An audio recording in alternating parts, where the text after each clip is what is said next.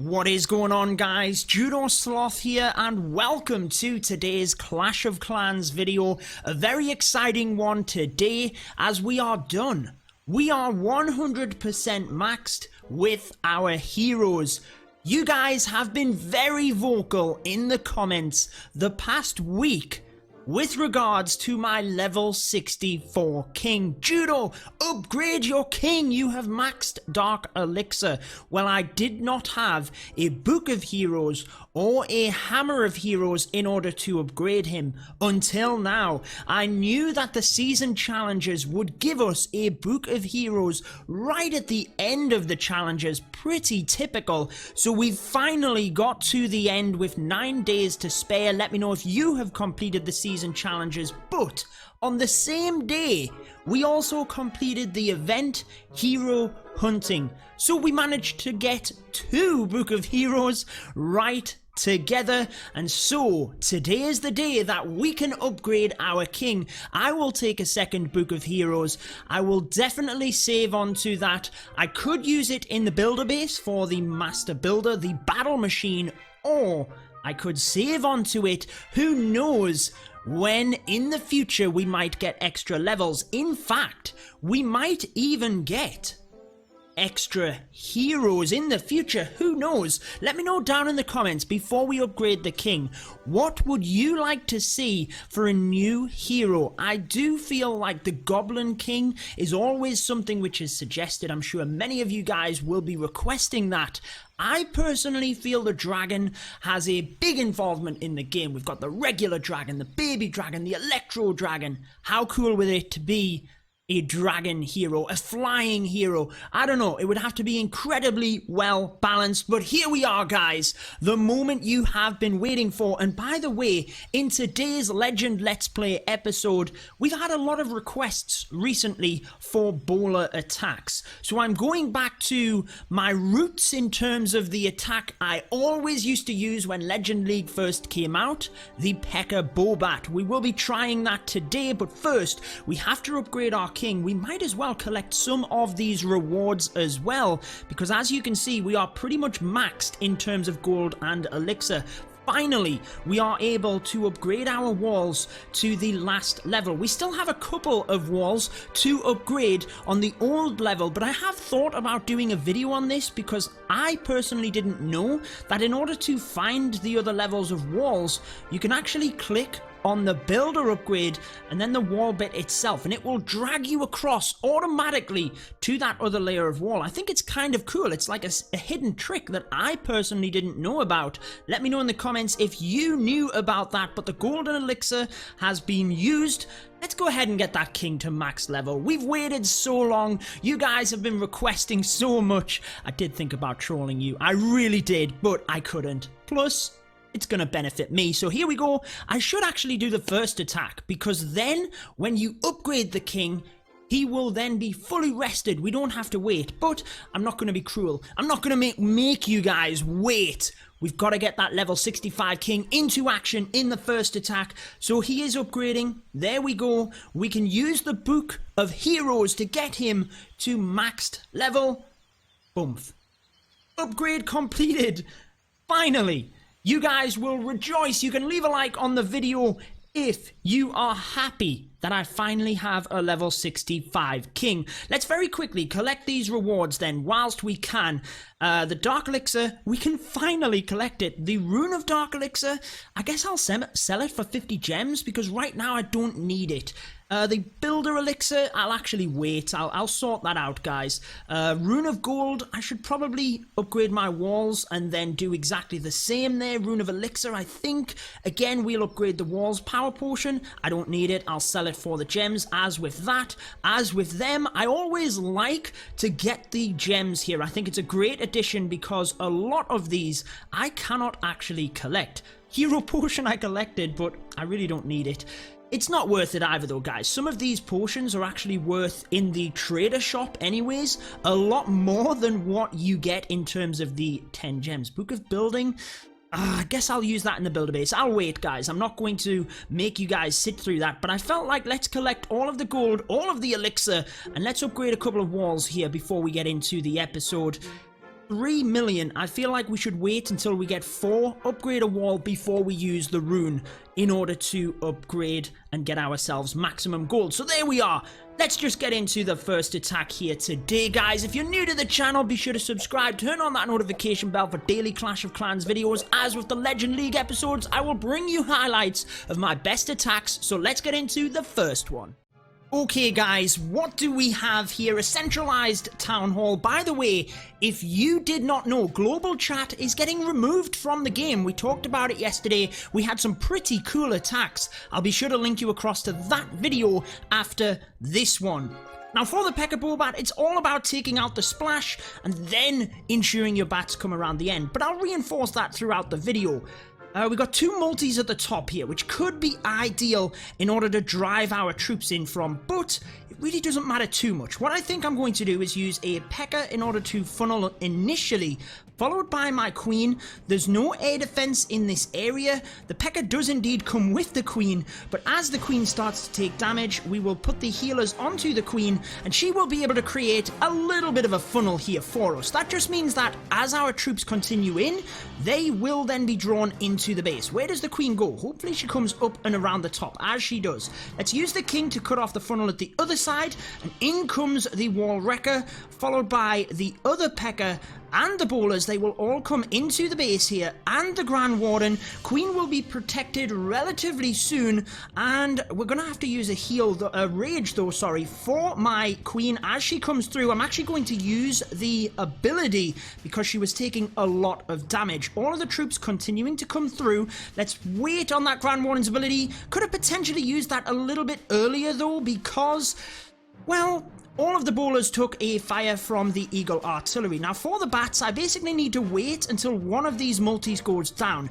There, the one at the top goes down, so I can start the bats up from the top portion here. As everything continues to push through, bats will then be free from splash damage. I just have to freeze this wizard tower. So keeping an eye on the bats. Now let's freeze it. Oh, I just about got that in time. Managed to freeze the cannon there as well.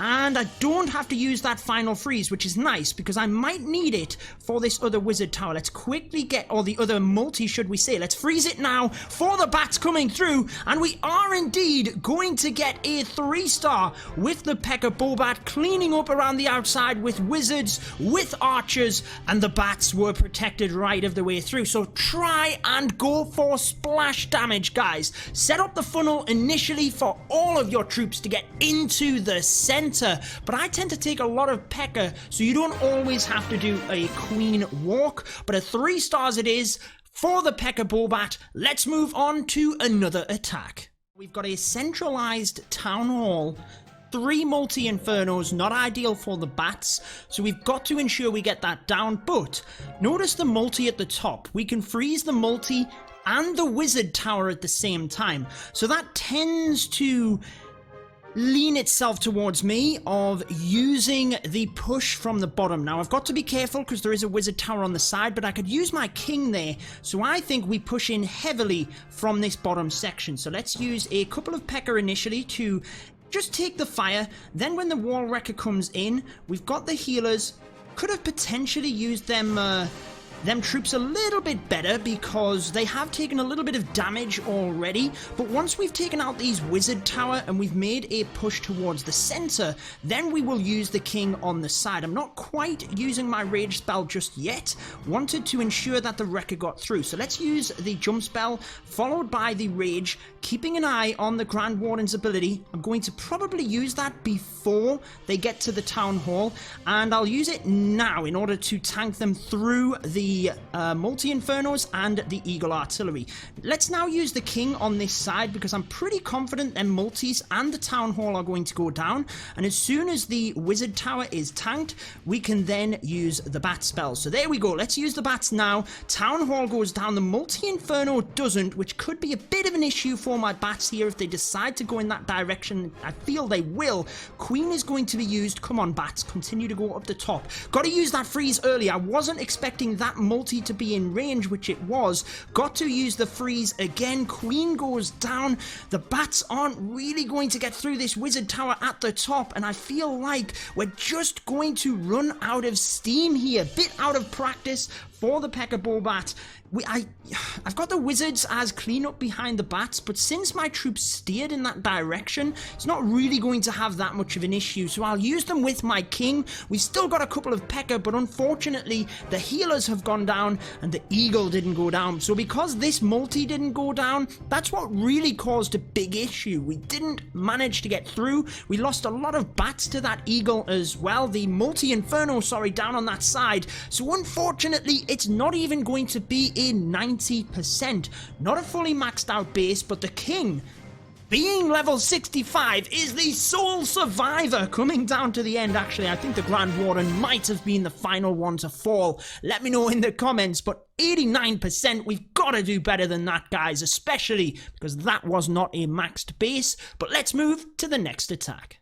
Okay, final one, guys. Remember, we will send you to the video where we discussed global chat after this one. Now, this isn't ideal. We've got to get to the town hall, but the splash coverage is very, very good on this base. So this is actually more of an anti-Pekka Bobat base, if I'm honest with you. It's incredibly difficult to get through this, but I feel like we need to push to the south and then start the bats from either side. So why don't we start with the Pekka, probably here, I guess. Then we can go with the queen, and then why don't we get one bowler onto that archer tower just to kind of help reduce some of the damage onto the queen. Then let's cut off the funnel on the other side and have the wall wrecker come through here. Only a small funnel being created with my queen, but it might be just enough for the bowlers to get into the base. Let's pop that king's ability, then let's continue with the Pekka, with the bowlers. They will all go into the base along with the Grand Warden. Everything looking good. Just waiting a second, and then I'll use my rage spell here, try and get through the eagle very quickly. We've also got the jump spell, but the wall wrecker is actually continuing to come through the base quite well here, saving onto the next rage spell. Good that we've been able to take down the town hall early. Let's use the jump spell across to the left hand side, and then let's use the Grand Warden now that everything is coming through. Nothing to distract this wizard tower, so we are going to have to freeze it relatively quick, along with the bats coming in. This could be disastrous here as the... oh no, the wizard tower is going to take all of our bats. We've got nothing to distract it with. Oh no, this base was crushed.